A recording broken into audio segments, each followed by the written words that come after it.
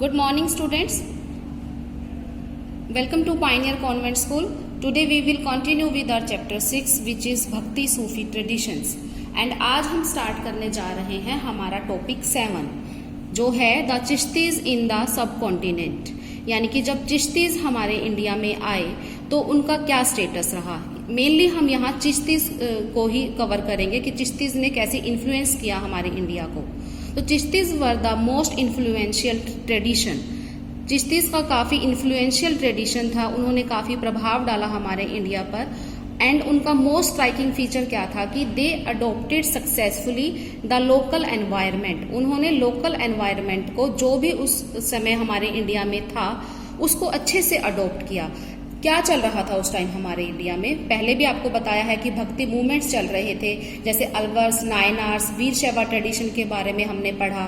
तो वो लोग क्या करते थे, वो लोग भजन कीर्तन करते थे और नृत्य करते थे अपने गॉड को या गॉडेस को खुश करने के लिए। तो चिश्तीज ने भी कुछ सिमिलर करने की कोशिश की। उन्होंने भी कवालीज को गाना शुरू किया और कवाली करते करते वो अल्लाह को खुश करने के लिए नृत्य भी करते थे। तो उनका मेन मतलब यही पॉइंट है कि उन्होंने इंडिया की जो भी लोकल एनवायरनमेंट की चीजें थी उनको अच्छे से अडॉप्ट किया। तो ये था हमारा टॉपिक 7। इसके बाद इसी का सब पॉइंट है 7.1, life in the Chishti khanqah. Chishti khanqah का मतलब होता है जैसे कि दरगाह या फिर होस्पाइस आप कह सकते हो। तो वहाँ खानका के अंदर कैसी लाइफ हुआ करती थी। तो खानका वाज सोशल सेंटर। उस टाइम पर सोशल सेंटर हुआ करता था खानका। जैसे कि आजकल हम मंदिर, गुरुद्वारे या मस्जिद में जाते हैं, वहाँ हम गॉड को याद करते हैं, उनको वर्शिप करते हैं, उनसे ब्लेसिंग्स मांगते हैं अपने लिए। तो खानका में भी ऐसा ही होता था।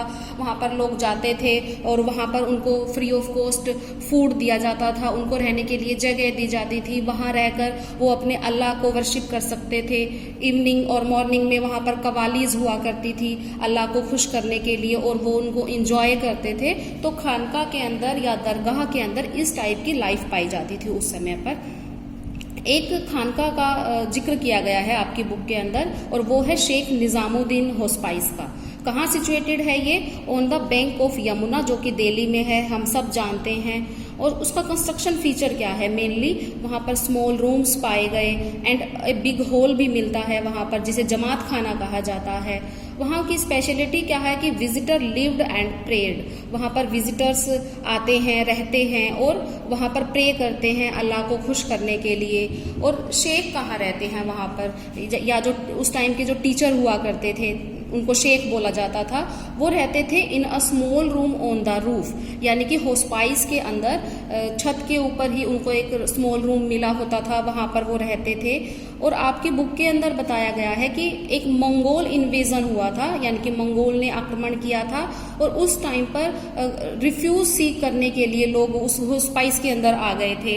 और ऐसा नहीं है कि सिर्फ मुसलमानों को ही रिफ्यूज दिया गया या उनको शरण दी गई, यानी कि अदर कास्ट, यानी कि हर कास्ट से लोग वहाँ पर आए और वहाँ उन्होंने अपने आप को प्रोटेक्ट फील किया मंगोल इन्वेजन से। इसके बाद है कि लंगर के बारे में बताया गया है। लंगर को फुतूह कहा गया है आपकी बुक के अंदर। फुतूह मतलब होता है अनआस्क्ड फॉर चैरिटी, जिसका मीनिंग होता है बिना मांगी खैर, यानी कि बिना मांगे देना। तो वहाँ क्या होता है कि जो भी गरीब लोग आते हैं उनको रहने के लिए जगह दी जाती है, उनको खाने के लिए दिया जाता है, उनको पीने के लिए दिया जाता है, तो उसको लंगर कहा जाता है। All walks of life people visited there. वहाँ पर हर कास्ट के लोग, हर तरीके के लोग वहाँ पर आते हैं। ऐसा नहीं है कि ये जो इस्लाम को अडॉप्ट कर रहे हैं वही लोग आएंगे। वहाँ पर soldiers, slaves, singers, poets, rich and poor, Hindu, Muslim, यानी कि all walks of life people visited there. वहाँ पर हर टाइप के लोग आते थे। इसके बाद है कि इन सब के बारे में, ये जो लाइफ पाई जाती थी खानका के अंदर, तो कैसे हमें पता चला, how do we come to know? तो हमें पता चलता है जो आमिर खुसरो या फिर एक जियाउद्दीन बरानी हुए हैं हिस्टोरियंस, जो राइटिंग लिखा करते थे उस टाइम पर, उन्होंने उस टाइम की दरगाह की लाइफ के बारे में लिखा हुआ है। तो इस तरीके से हमें पता चलता है। वो हर कस्टम्स को उन्होंने डिस्क्राइब किया है, जैसे कि कैसे शेख के आगे बो किया जाता था। बो क्या होता है कि ऐसे लेट कर शेख के फीट को टच किया जाता था। जो सुल्तान होते थे बड़े बड़े, वो भी आकर शेख के फीट को टच करते थे, उनको किस करते थे, उनके फीट्स को। योगिक एक्सरसाइजेज होती थी, हेड को शेव किया जाता था। जो भी मतलब वहाँ रहने आते थे, जो मुरीद्स होते थे, उनको वाटर ऑफर किया जाता था, उनको फूड ऑफर किया जाता था। तो ये सब हमें पता चलता है थ्रू द राइटिंग ऑफ अमीर खुसरो एंड जियाउद्दीन बरानी एंड एटसेट्रा। और भी नाम दिए गए हैं एक दो आपकी बुक के अंदर। एंड आफ्टर दैट शेख अपॉइंटेड सक्सेसर्स। जो शेख होते थे वो एक सक्सेसर अपने अपॉइंट करते थे, ताकि वो उनकी प्रीचिंग्स को, उनकी टीचिंग्स को आगे फैला सकें, उनको एक्सटेंड कर सकें। तो इसका एग्जाम्पल दिया हुआ है कि शेख निजामुद्दीन ने भी ऐसा ही किया। और एज ए रिजल्ट, इसका रिजल्ट क्या हुआ कि उनकी जो टीचिंग्स थी, उनकी जो प्रैक्टिसेस थी या प्रीचिंग्स थी, वो काफ़ी एक्सटेंड हुई और रैपिडली स्प्रेड हुई, वो बहुत तेजी से। आपकी बुक के अंदर काफ़ी सारी दरगाह के नाम दिए गए हैं। तो सक्सेसर्स को जब अपॉइंट किया जाता था तो वो अलग अलग जगह पर जाते थे, वहाँ होस्पाइस बनवाते थे, वहाँ रहते थे। तो अब उनके शेख हुआ करते थे, एज ए मतलब गुरु जो होते थे, उनकी वो बातों को आगे डिलीवर करते थे। तो इस तरीके से उनका ये कस्टम आगे फैलता गया। ठीक है। इसके बाद नेक्स्ट पॉइंट हमारा आता है 7.2, चिश्ती डिवोशनलिज्म, जियारत एंड कवाली। जो चिश्ती हुआ करते थे वो क्या करते थे? गॉड को खुश करने के लिए जियारत करते थे, कवाली करते थे, कवाली सिंग करते थे। तो जियारत क्या है? जियारत होता है पिलग्रिमेज। जैसे हमारे हिंदू ट्रेडिशन के अंदर हम पिलग्रिमेज पर जाते हैं, हम तीर्थ स्थान पर जाते हैं, ऐसे ही चिश्ती जो होते थे वो जियारत करते थे, यानी कि तीर्थ स्थान पर जाते थे। तो जियारत to tomb was prevalent in Muslim world. जो मुस्लिम वर्ल्ड था वहाँ पर जियारत बहुत प्रिवलेंट था, यानी कि एक ट्रेंड था। जियारत पर लाइफ में एक बार जाना बहुत मस्ट माना जाता था। क्यों जाते थे वो लोग वहाँ पर? For seeking the Sufi spiritual grace, यानी कि स्पिरिचुअल ग्रेस, गॉड की ब्लेसिंग्स को पाने के लिए वो जियारत करते थे, जिसको कि वो क्या कहते हैं? बरकत। आपकी बुक के अंदर 5 मेन चिश्ती दरगाह के बारे में बताया गया है। वहाँ पर लोग people from various social backgrounds, ऐसा नहीं है कि सिर्फ मुसलमान ही वहाँ जाते थे जियारत के लिए, और अदर कास्ट के लोग भी वहाँ पर जाते थे। और एक मेनली ख्वाजा मोइनुद्दीन चिश्ती की दरगाह, यानी कि द मोस्ट रिवर्ड श्राइन किसकी है? ख्वाजा मोइनुद्दीन चिश्ती की दरगाह बहुत फेमस थी उस टाइम पर, काफ़ी पॉपुलर पाई जाती थी। और ख्वाजा मोइनुद्दीन चिश्ती को गरीब नवाज भी कहा गया है। तो गरीब नवाज क्यों कहा गया है? Because he was very comforter for the poor. Okay, तो वो गरीबों के लिए काफ़ी कुछ करते थे। गरीब वहाँ पर उनके श्राइन में आते थे, उनको फ्री ऑफ कॉस्ट फूड, रहने के लिए जगह, जैसे बार बार बताया जाता है हर होस्पाइस में ये होता था। तो ख्वाजा मोइनुद्दीन चिश्ती की दरगाह में भी ये सब होता था। तो गरीबों के लिए उन्होंने बहुत काम किए, तो उनको गरीब नवाज कहा गया। और काफ़ी पॉपुलर क्यों थे वो? Because of his piety and because of his spiritual greatness. इन सब के कारण काफ़ी फेमस थे ख्वाजा मोइनुद्दीन चिश्ती। और इसीलिए वहाँ पर बड़े बड़े सुल्तान विजिट करने आते थे, जैसे मोहम्मद बिन तुगलक भी वहाँ पर आए। और इसका कंस्ट्रक्शन जो स्टार्ट करवाया, यानी कि जो दरगाह है ख्वाजा मोइनुद्दीन चिश्ती की दरगाह का कंस्ट्रक्शन किसने स्टार्ट करवाया? सुल्तान गियासुद्दीन खलजी ने। शॉर्ट क्वेश्चन के लिए काफ़ी इंपॉर्टेंट है ये।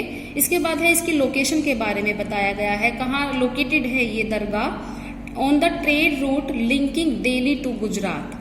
दिल्ली टू गुजरात का एक लिंकिंग रूट है, वहाँ ट्रेड रूट है, वहाँ पर सिचुएटेड है ये। और ये रूट काफ़ी मतलब फेमस था, वहाँ पर काफ़ी लोग ट्रैवल करते थे। और उस समय विजिटर्स को काफ़ी अट्रैक्ट करती थी ये ख्वाजा मोइनुद्दीन चिश्ती की दरगाह, यानी कि आने जाने वाले लोग काफ़ी मात्रा में वहाँ पर विजिट किया करते थे। इसके बाद है कि अकबर के साथ काफ़ी कनेक्शन रहा इस ख्वाजा मोइनुद्दीन चिश्ती की दरगाह का। ऐसा क्यों? क्योंकि अकबर विजिटेड 14 टाइम्स। अकबर ने 14 टाइम टिल 1580, यानी कि 1580 तक अकबर ने 14 टाइम विजिट किया ख्वाजा मोइनुद्दीन चिश्ती की दरगाह को। क्यों जाते थे वो वहाँ पर? ब्लेसिंग्स पाने के लिए। कई बार अपने जब उनको कोई अटैक करना होता था कहीं पर, कोई उनका तो गॉड की ब्लेसिंग के लिए या अपने बच्चों की ब्लेसिंग्स को मानने के लिए वो वहाँ जाते थे। और जब भी वो वहाँ जाते थे तो वो काफ़ी सारे गिफ्ट अपने साथ लेकर जाते थे जो वो वहाँ जाकर शेख को ऑफर करते थे। तो एक ये काफ़ी इम्पोर्टेंट है कि इन 1568 में उन्होंने वहाँ पर एक गिफ्ट किया था, अ ह्यूज कॉल्ड्रोन, जिसे देग बोलते हैं। देग क्या होता है? एक बड़ा सा कढ़ाई टाइप बोल सकते हो, जहाँ पर जिसमें लंगर बनाया जाता है। तो इम्पोर्टेंट बात यह है कि अगर आज भी ख्वाजा मोइनुद्दीन चिश्ती की दरगाह जो अजमेर में है, अगर वहाँ जाएं तो ये देग अभी भी वहाँ पर अवेलेबल है। इसके बाद जैसे कि आपको बताया एक तरीके का म्यूजिक एंड डांस वहाँ पर होता था, कवाली वहाँ पर सिंग की जाती थी। और कौन सिंग करता था इनको? ट्रेंड म्यूजिशियंस इनको सिंग करते थे। और ये किया जाता था कवाली या म्यूजिक डांस अपने अल्लाह को खुश करने के लिए। ये एक मतलब अल्लाह की ब्लेसिंग्स को पाने के लिए ये सब किया जाता था, जिसे जिक्र या समा भी कहा गया है। इसके बाद है तो ये था हमारा चिश्ती डिवोशनलिज्म, यानी कि किस तरीके से वो डिवोशन करते थे थ्रू जियारत एंड कवाली। ओके, यहाँ पर मेनली ख्वाजा मोइनुद्दीन चिश्ती की दरगाह के बारे में बताया गया है। इसके बाद नेक्स्ट हमारा 7.3 आता है, लैंग्वेजेस एंड कम्युनिकेशन। बच्चे हम यहाँ पर सारा चिश्तीज के बारे में ही पढ़ रहे हैं। अभी तक हमारा जो 7 पॉइंट स्टार्ट हुआ था चिश्तीज को लेकर ही चल रहा है। अब हम स्टडी कर रहे हैं कि वो किस तरीके की लैंग्वेज यूज करते थे, क्या उनका कम्युनिकेशन वे था। तो जैसे कि आपको बताया है कि उन्होंने लोकल एनवायरनमेंट को, लोकल जो भी चीजें थी उनको अच्छे से अडोप्ट किया था। तो वहाँ उस टाइम पर हिंदावी लैंग्वेज में कन्वर्स करते थे, कम्युनिकेट करते थे वो लोग। आपकी बुक के अंदर 2 राइटिंग के बारे में भी बताया गया है, जैसे बाबा फरीद कंपोज करते थे वर्सेस को। वर्सेस क्या होता है हिंदी में? छंद नहीं समझ आता है तो जैसे कि 5 या 6 लाइन की पोएम कहकर आप इसको समझ सकते हो, एक पोएम टाइप होता है वर्सेस। और मेनली क्या था कि these were incorporated in Guru Granth Sahib, इनको गुरु ग्रंथ साहिब में भी अटैच किया गया। बाबा फरीद की जो कंपोज की गई वर्सेस थी उनको गुरु ग्रंथ साहिब में अटैच किया गया। इसके बाद एक पद्मावत के बारे में बताया गया है। पद्मावत को राइट किया था मलिक मोहम्मद जायसी ने। ये एक प्रेम आख्यान है या लव स्टोरी है, ठीक है। उसके बाद आता है कि काफ़ी सारी सूफी पोएम्स बीजापुर और कर्नाटका में भी कंपोज की गई। अगर क्वेश्चन आता है कि कहाँ पर कंपोज की गई तो बीजापुर और कर्नाटक इसका आंसर होगा। इसके बाद एक नाम लिया गया है दखनी। अब दखनी क्या है? शॉर्ट सूफी पोएम्स जो होती हैं उनको दखनी कहा जाता है। और इनकी क्वालिटी क्या है या फीचर क्या है कि जो वुमेन होती हैं, हाउस होल्ड वुमेन होती हैं, वो अपने घर का काम करते करते इनको सिंग करती हैं। तो दखनी क्या होती हैं? Short Sufi poems. And Sufis inspired by vachanas, Marathi abhangs. जैसे कि आपको बताया है कि जो सूफीज थे वो लोकल जो भी ट्रेडिशन था उससे काफ़ी इंस्पायर हुए। तो सूफीज जो उस टाइम पर इंडिया के अंदर साउथ पार्ट में, इंडिया के साउथ पार्ट में वचनाज काफ़ी मतलब ट्रेंड में थे उस टाइम पर, या एक्सटेंड हो रहे थे। वचनाज हमने अपने लास्ट वीडियो में किया था कि जो वीर शैव ट्रेडिशन के बारे में हमें बताते हैं, कन्नड़ लैंग्वेज में कंपोज किए गए हैं वचनाज। तो ये वचनाज से भी काफ़ी इंस्पायर्ड हुए और मराठी अभंग से भी, जिसके कारण क्या हुआ, ये सूफी या इस्लाम या सूफीज़म डेकन प्लेटू में भी काफ़ी एक्सटेंड हुआ, यानी कि इंडिया के साउथर्न पार्ट में भी काफ़ी एक्सटेंड हुआ। तो it was about languages and communication of Chishtis. Now 7.4 Sufis and the state means Sufis के स्टेट के साथ कैसे रिलेशन थे, या उस टाइम के जो रूलर्स हुआ करते थे उनके साथ उनके क्या रिलेशन थे। तो जैसे आपको बताया है कि सूफीज क्या करते थे, वो यानी कि एसेप्टिसिज्म करते थे, मेनली तप के अंदर ज़्यादा बिजी रहते थे। एक डीपली फेथ हुआ करता था उनका गॉड के अंदर, और भक्ति में हमेशा लीन रहते थे। तो दे maintain distance from power and politics, वो एक डिस्टेंस बना कर रखते थे पावर और पॉलिटिक्स से।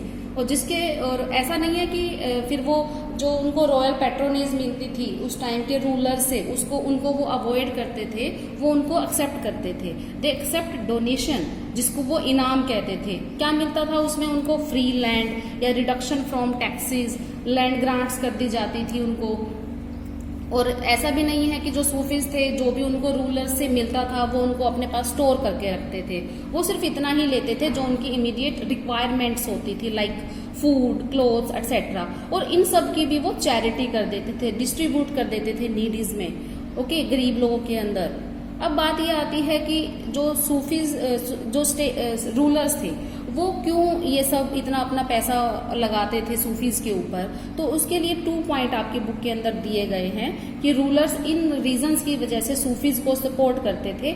नंबर 1 आता है एसोसिएशन, यानी कि जो सूफीज थे उनका एक अच्छा लिंक हुआ करता था गॉड के साथ, तो जो रूलर्स थे वो भी एसोसिएट होना चाहते थे गॉड से, उनकी ब्लेसिंग्स पाना चाहते थे, इसीलिए वो सूफीज को सपोर्ट करते थे। नेक्स्ट आता है लेजिटिमेशन।